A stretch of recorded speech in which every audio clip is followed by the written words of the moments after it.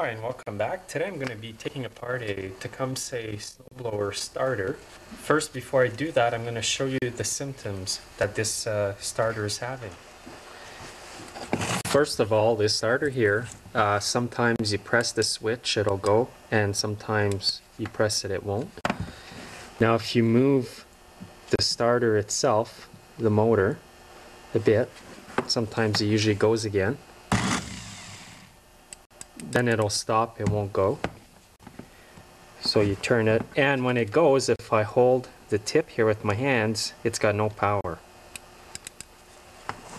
So I'll turn it till it goes.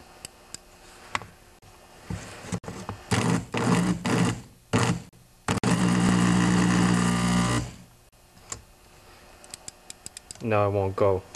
Usually what causes this is that the inside of the motor here is burnt. So the wiring and all the windings, if you take this apart, will have a burnt smell to them. Usually that's caused if people hold the switch here too long when the blower won't start and it overheats the windings in the motor. So I'm going to take it apart and we'll just confirm that. So what you need to do to take this apart is to remove the 3 5/16 bolts at the back here. So I'm going to grab my ratchet with the socket for this. They're fairly easy to remove. This one here is going to be a bit shorter than the other two.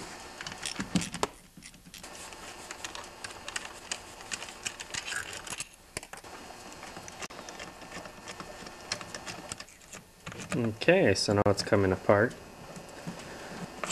I can already smell the starter. I can tell it's been overheated. This is what it's going to look like inside. So here's the brushes. There's 4 of them all around here.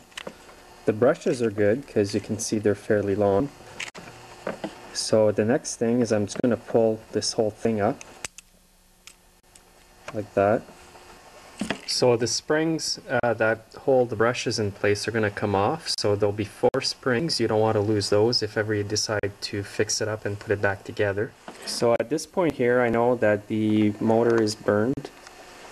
Inside I can smell it smells burnt. So I'm not going to repair this starter. I'm just going to remove the gear and save the outer casing, the brushes, and the switch, which are still good. And I'm just going to hang on to that for parts. So I'm going to remove the gear to save it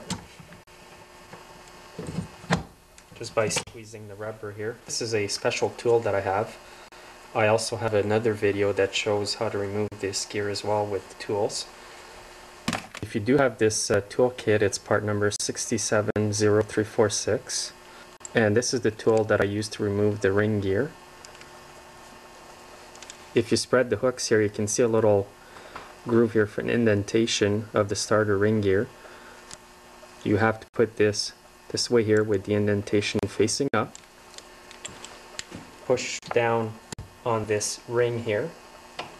So now you want to insert the tool like this and join the 2 hooks at the end of the clip there and turn it in.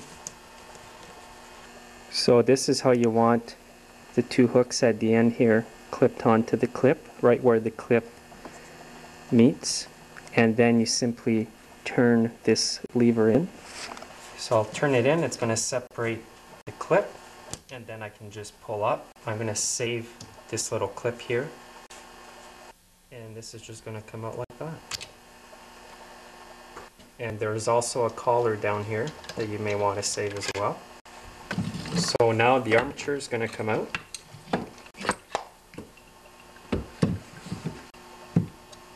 Just by pulling on it.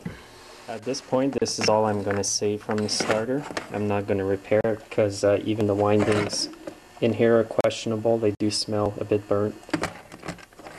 So I'll just save that. I'm going to throw this out.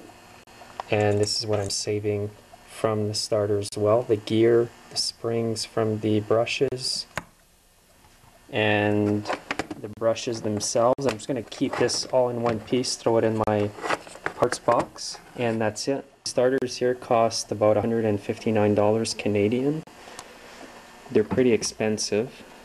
Sometimes if you get enough parts, you can make a good one out of 2 or 3 different starters that have broken for various reasons.